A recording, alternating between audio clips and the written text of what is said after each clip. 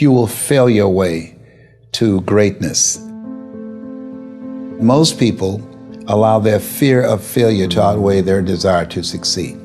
When you're willing to fail again and again and again, when you make up your mind to become unstoppable, when you make up your mind to become a no matter what person, then that will then give birth to a part of yourself that you don't know right now.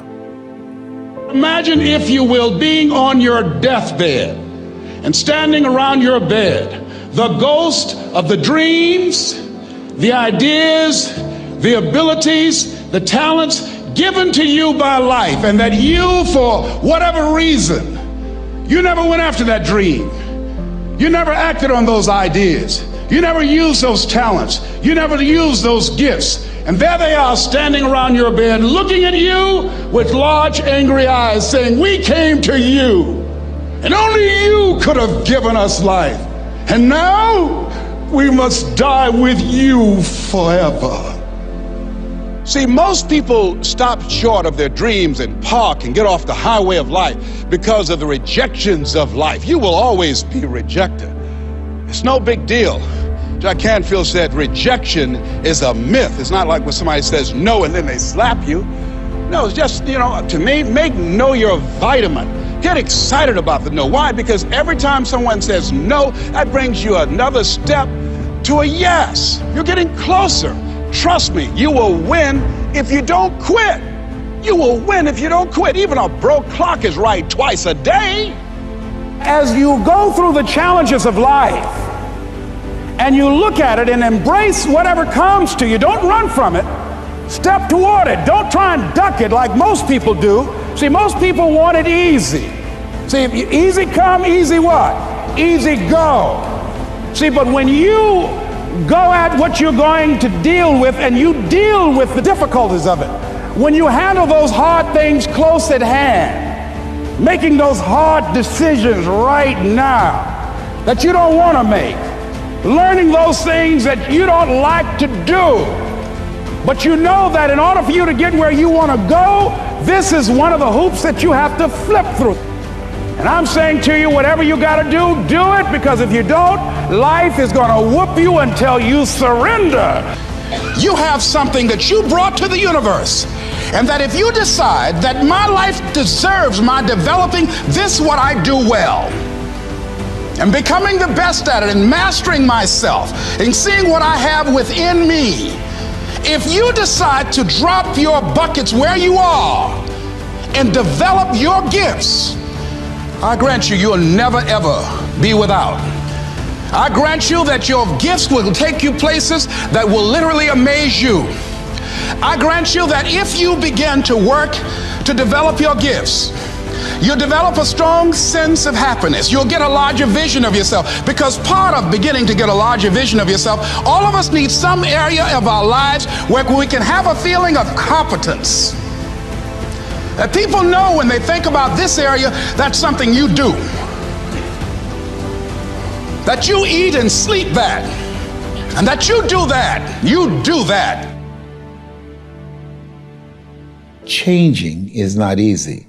That changing your life, changing habits, reinventing yourself, picking yourself up after life has knocked you flat on your back. I've got to say, when life knocked you down, try and land on your back, because if you could look up, you could get up. Well, that sounds cute, but that's not easy. When I was diagnosed with prostate cancer 17 years ago, that first time that happened, I said, hey, I can handle this.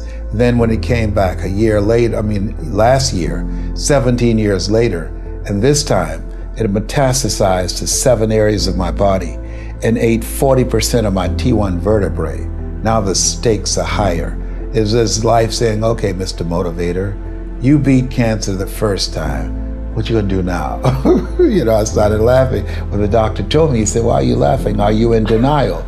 I said, no. I said, I feel like Mother Teresa. He said, what do you mean? She said, Lord, I know you know how much I can bear. I just wish you to have so much confidence in me. I said, the stakes are higher. So I've got to dig in and got to fight more, because at the end of the day, life is a fight for territory. And once you stop fighting for what you want, what you don't want will automatically take over. And so it's a fight, it's a challenge in life every day. And what we have to do is embrace it. What we have to do is see it as a project to be worked on. In life, you will always be faced with a series of God-ordained opportunities, brilliantly disguised as problems and challenges.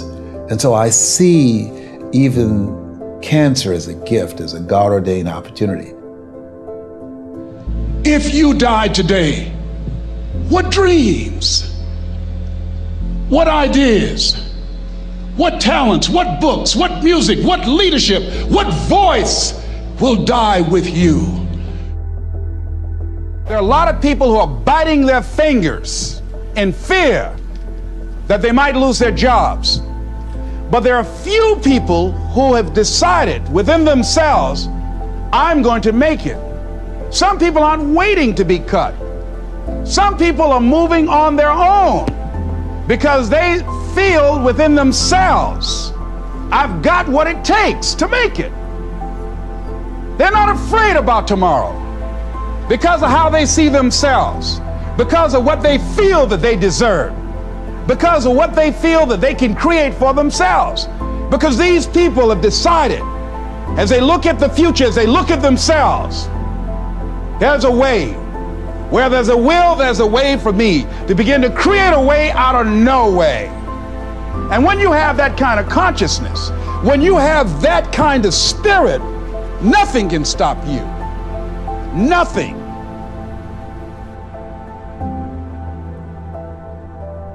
There's no secret to success. There's a system to success. And no matter what organization you become a part of, the system works if you work it. If you don't work it, it won't work. But it works if you work it. And that's one 4-letter word that most people don't like. They're not willing to work. There are winners, and there are losers, and there are people who have not discovered how to win. And all they need is some coaching. All they need is some help and assistance, just a little support. All they need is some insight or a different strategy, a plan of action to make some adjustments that will open up the key to a whole new future for them, that will give them access to the unlimited power that they have within themselves. That's all that they need. So what I want you to do is think about something you want for you, that's real for you, that's important for you, that will give your life some special meaning and power. And I don't even want you to say, I can do that. I don't want you to assume that. See, 5 years ago when I started out in this area, I would not have been able to make the mental leap that I would be up to where I am right now. I don't want you to begin to just psych yourself out. No. I want you to be able to say something to yourself that will enable you to maintain a level of integrity with yourself. That when you say this, even when you face tremendous setbacks, it will be a benchmark to keep you in the game, to keep you moving forward and experimenting and readjusting your strategy and your plan of action, continuously looking for ways to win. I think we have to reflect on, who am I? Why am I here? What drives me? If I died today, what 3 words would I want said about me if I died today? You know, what is it that defines me? You know, and how do I define myself? So I went to the next mode necessary to start talking to people and seeking and asking for what I wanted and leveraging relationships and trying to find out, how do the people do it that went ahead of me? How do they do it? And then what is it I need to do? How is it I need to train myself, to develop myself? What's the resources that will be required in order to make it happen? And as I start seeking out and asking questions, I started running into people who said, I know someone who can help you do that. And they helped me get connected with those people. Remember, we have so much energy that can take us so far. It's necessary that you hook up with some other energy that can take you to the next level. I hooked up with them. They said, let's go. I said, away we go.